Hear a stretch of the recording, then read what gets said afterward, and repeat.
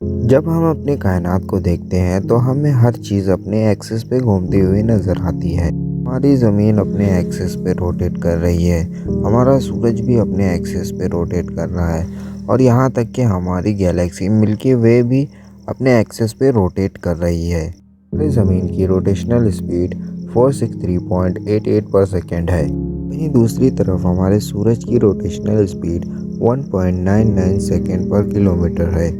लेकिन क्यों ये सारे प्लैनेट अपने ऑर्बिट में क्यों घूमते हैं, आप जानेंगे इस वीडियो में।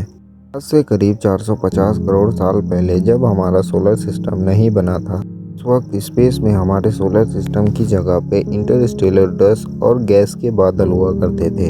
ये बादल भी अपने एक्सिस में थोड़ा बहुत घूम रहे थे। इसकी वजह थी इसमें मौजूद मैटर। बादलों में रोटेशन इसलिए हो रही थी क्योंकि ये मैटर लगातार एनर्जी जनरेट कर रहे थे। दूसरा रीज़न ये हो सकता है कि ये क्लाउड हमारे मिल्की वे में मौजूद ब्लैक होल के चक्कर लगा रहा हो। इंटरस्टेलर और गैस के बादलों की रोटेशन को एंगुलर मोमेंटम से डिस्क्राइब किया जा सकता है। एंगुलर मोमेंटम किसी भी रोटेटेड बॉडी की वो प्रॉपर्टी होती है जिसे हम मोमेंट ऑफ इनर्शिया को एंगुलर वेलोसिटी से मल्टीप्लाई करके मालूम करते हैं। यहाँ हमें दो टर्म्स मिलते हैं, एंगुलर वेलोसिटी और मोमेंट ऑफ इनर्शिया। चलिए इन दोनों के बारे में भी जान लेते हैं। मान लीजिए मैंने इन गैस क्लाउड में से एक ऑब्जेक्ट को लिया है। ये ऑब्जेक्ट अपने सेंटर के आजू बाजू घूम रहा है। इस तरह इसकी एक स्पीड है। किसी भी रोटेशनल बॉडी की इसी स्पीड को हम एंगुलर वेलोसिटी कहते हैं। लीनियर मोशन में आपने इनर्शिया के बारे में ज़रूर पढ़ा होगा।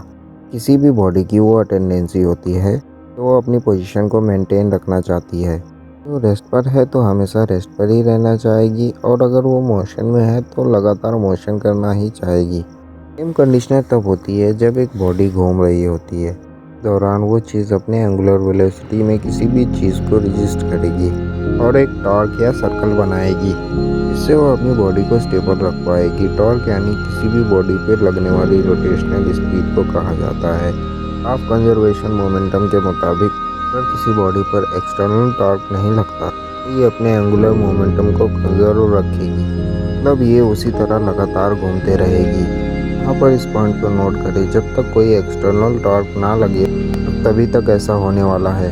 आज से करीब 450 करोड़ साल पहले बहुत बड़े गैस क्लाउड के आसपास कोई सुपरनोवा एक्सप्लोजन फिर किसी और एक्सटर्नल चीज़ की वजह से यहाँ पर एक शॉक वेव आई थी।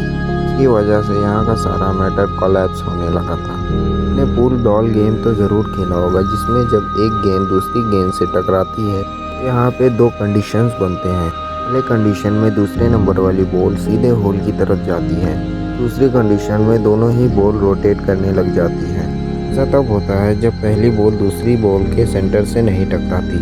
अगर हम शॉक वेव को फर्स्ट बॉल और इंटरस्टेलर क्लाउड को सेकेंड बॉल माने, यहाँ पर वो सेकंड वाली कंडीशन हुई थी जिसकी वजह से ये क्लाउड रोटेट करने लग गए थे। ये रोटेशन एंटी क्लॉकवाइज था। इसकी वजह से ये क्लाउड छोटे छोटे टुकड़ों में बट गए। इसकी वजह से एंगुलर मोमेंटम भी छोटे छोटे टुकड़ों में तकसीम हो गया। वक्त के साथ साथ इस रोटेशन ने स्पीड पकड़ी और मैटर सेंटर में जमा होने लगा।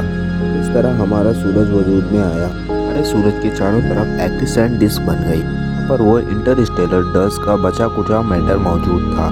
बचे कुछ मैटर से ही यहाँ पे प्लांट्स और दूसरे ऑब्जेक्ट्स बन गए कि एंगुलर मोमेंटम हर ऑब्जेक्ट में बढ़ गया था, इसलिए हर ऑब्जेक्ट का अपना एंगुलर मोमेंटम है कि अब इन इंटरस्टेलर मोमेंटम को इफेक्ट करने के लिए कोई भी एक्सटर्नल फोर्स मौजूद नहीं। इसीलिए हर ऑब्जेक्ट अपने मोमेंटम को बनाए रखने के लिए घूमता जा रहा है। हाँ, मैं आपको बता दूं कि ये एंगुलर मोमेंटम तकसीम कैसे हुआ, यहाँ पे साइंसदानों को भी डाउट है जो आज तक क्लियर नहीं हो पाया। हमारे सोलर सिस्टम के सारे ऑब्जेक्ट एंटी क्लॉकवाइज घूम रहे हैं। वीनस और यूरेनस का अलग रोटेशन माजी में हुए किसी बहुत बड़े धमाके की वजह से हुआ होगा, ऐसा साइंसदान मानते हैं। आज के सोलर सिस्टम में हमें एक और चीज़ देखने को मिलती है और वो है इसकी शेप। ये एक फ्लैट डिस्क की तरह है। ये इस बात का सबूत है कि हमारा सोलर सिस्टम इंटरस्टेलर स्पीड की रोटेशन की वजह से ही बना है। सेम चीज़ हमें मिल्की वे गैलेक्सी में भी देखने को मिलती है। ये भी एक फ्लैट डिस्क की तरह ही है। यहाँ पर भी कभी इंटरस्टेलर डिस्क की क्लाउड का रोटेशन हुआ होगा।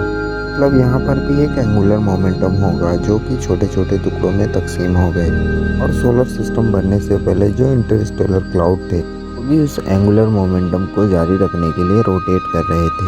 अब आप शायद उस पॉइंट को समझ पा रहे होंगे जो कि मैंने स्टार्टिंग में छोड़ दिया था कि हमारे सोलर सिस्टम का इंटरस्टेलर क्लाउड पास्ट में क्यों रोटेट कर रहा था।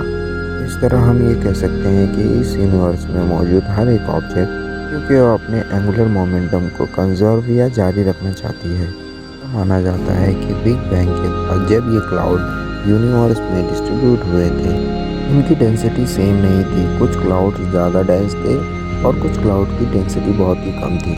इस डिफरेंस की वजह से ये सिस्टम बना और आज सारे एटम्स रोटेट कर रहे हैं। मुझे लगता है कि आपको रोटेशन वाली बात थोड़ी बहुत तो समझ आ रही होगी। इनमें से ज़्यादातर लोगों को ये कन्फ्यूजन रहती है कि हमारी ज़मीन अगर अपने एक्सिस पे रोटेट कर रही है 468.88 पर सेकेंड की फास्ट रफ्तार से, फिर हमें ये स्पीड महसूस क्यों नहीं होती। मैं आपको बता दूँ ये हमारे फेम और रेफरेंस पे डिपेंड करता है। मतलब ये कि हम किसी भी मूविंग और रोटेटिंग ऑब्जेक्ट को कहाँ पर खड़े होकर देख रहे हैं। इसको हम एक कार के एग्जाम्पल से आसानी से समझ सकते हैं। नोटिस किया होगा कि जब हम एक कार में बैठ के कार की विंडो से बाहर देखते हैं तो हमें कार चलती हुई नज़र नहीं आती। लगता है कि आसपास की चीज़ें तेज़ी से हरकत कर रही हैं। यहाँ पर हम भी कार के अंदर बैठे होते हैं लेकिन हमारी बॉडी को कार की हरकत दिखाई नहीं देती।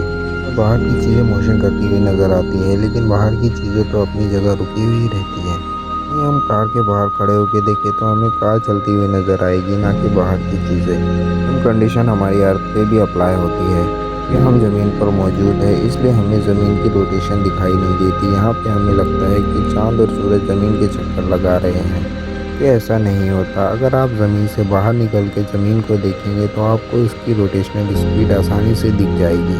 अगर हमारी कार अचानक से रुक जाती है तो हमें समझ आ जाता है कि क्या चीज़ मूव कर रही थी।